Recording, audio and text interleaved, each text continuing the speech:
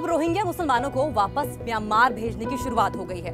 9 मार्च से ही रोहिंग्याओं को मणिपुर से भेजने का सिलसिला शुरू किया जा चुका है। मणिपुर के मुख्यमंत्री लगातार इस बात को जोर देकर कहते रहे हैं कि घुसपैठियों के चलते मणिपुर का माहौल बिगड़ता चला जा रहा है। बीरेन्द्र सिंह इस बात पर जोर देते रहे हैं। अवैध हथियारों और नशे की तस्करी बढ़ रही है।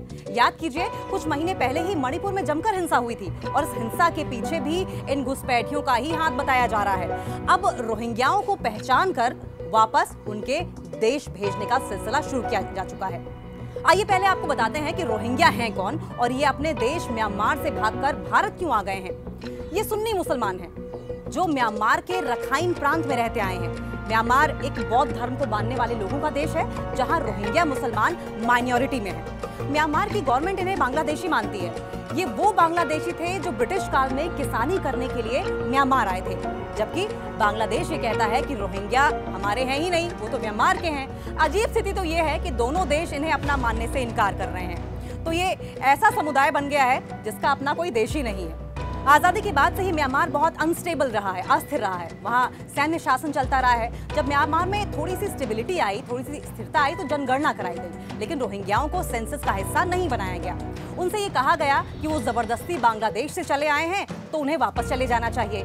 यहाँ तक तो ठीक था, लेकिन रोहिंग्याओं के लिए म्यांमार में बात तब और ज्यादा बिगड़ गई जब एक रोहिंग्या ने बौद्ध महिला का बलात्कार कर दिया और उसके बाद बड़ी ही बेरहमी से निर्मम तरीके से उसकी हत्या भी कर दी। बौद्ध आबादी के बीच रोहिंग्याओं को लेकर गुस्सा फूट पड़ा और इसके बाद सांप्रदायिक हिंसा शुरू हो गई और रोहिंग्या मुसलमान वहां से खदेड़े जाने लगे। कहा तो यहां तक जाता है कि आम लोग और सैनिकों ने मिलकर रोहिंग्याओं पर जमकर हिंसा की। गांव के गांव जला दिए गए। बहुत बड़ा नरसंहार हुआ और इस नरसंहार के बीच 2017 में बड़ी तादाद में रोहिंग्या भागकर बांग्लादेश पहुंच गए।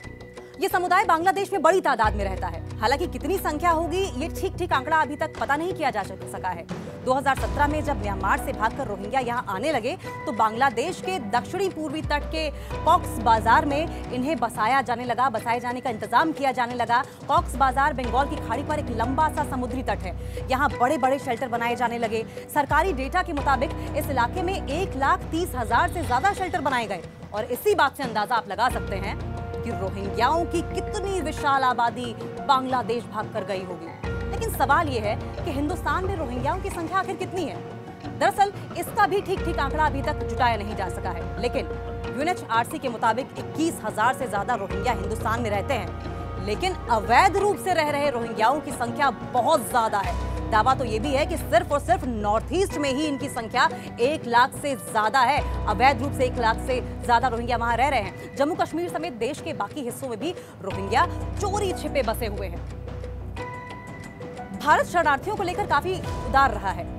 रोहिंग्या को लेकर भी शुरुआत में भारत को कोई दिक्कत नहीं थी, लेकिन धीरे धीरे अस्थिरता और अराजकता फैलाने में रोहिंग्याओं का नाम सामने आने लगा। कई देशों में इनका संपर्क था और इन देशों में इनकी संलिप्तता तस्करी में पाई जाने लगी। फर्जी डॉक्यूमेंट्स बनाने में ये माहिर हो गए और कई तरह के गोरख धंधे करने लगे। बात तब और ज्यादा बिगड़ गई जब अलग अलग राज्यों के मूल जो निवासी थे इनसे परेशान होने लगे। इसके अलावा उनका यह भी मानना था कि रोहिंग्याओं के आने से उनके अधिकार छिन रहे हैं, उनके अधिकार बंट रहे हैं। मणिपुर हिंसा में भी इनका नाम सामने आया। मणिपुर हिंसा से ठीक पहले बड़ी संख्या में रोहिंग्या मणिपुर राज्य में आए थे। बहुतों को हालांकि इस वक्त डिटेन भी किया गया था। दरअसल रोहिंग्या नॉर्थ ईस्ट इसलिए आसानी से पहुंच जाते हैं क्योंकि मिजोरम, मणिपुर, नागालैंड और अरुणाचल प्रदेश की जो सीमाएं हैं वो म्यांमार से सटी हुई हैं और ये जो सीमा है वो 1500 किलोमीटर से ज्यादा लंबी है। दोनों सीमाओं पर पहाड़ी आदिवासी रहते हैं और इन लोगों का आपस में काफी मोल जोल है, काफी करीबी और मधुर रिश्ते हैं। उनसे मिलने जुलने और व्यापार की मुश्किलों से उन्हें गुजरना ना पड़े, इसलिए भारत और म्यांमार ने मिलकर ये तय किया कि सीमाएं 16 किलोमीटर तक वीजा फ्री कर दी जाए और आने जाने की इस आजादी का फायदा इन घुसपैठियों ने उठाया और वे बड़ी संख्या में सीमा पार करके धीरे धीरे करके भारत में आने लगे। अब रोहिंग्याओं को डिपोर्ट किया जाने लगा है। तैयारी कर ली गई है कि उन्हें डिपोर्ट किया जाए और सीमाओं को भी घेर दिया जाएगा, यानी कि अब पहले की तरह मुक्त आवागमन नहीं हो पाएगा सीमाओं पर। अब क्योंकि म्यांमार एक अस्थिर देश है, वहां अक्सर हिंसा होती रहती है, वहां से भाग कर रिफ्यूजी भारत आते रहते हैं। अब इतनी बड़ी संख्या में हर साल शरणार्थियों को अकोमोडेट करना, अपनाना कम से कम देश के लिए तो बहुत मुश्किल होगा।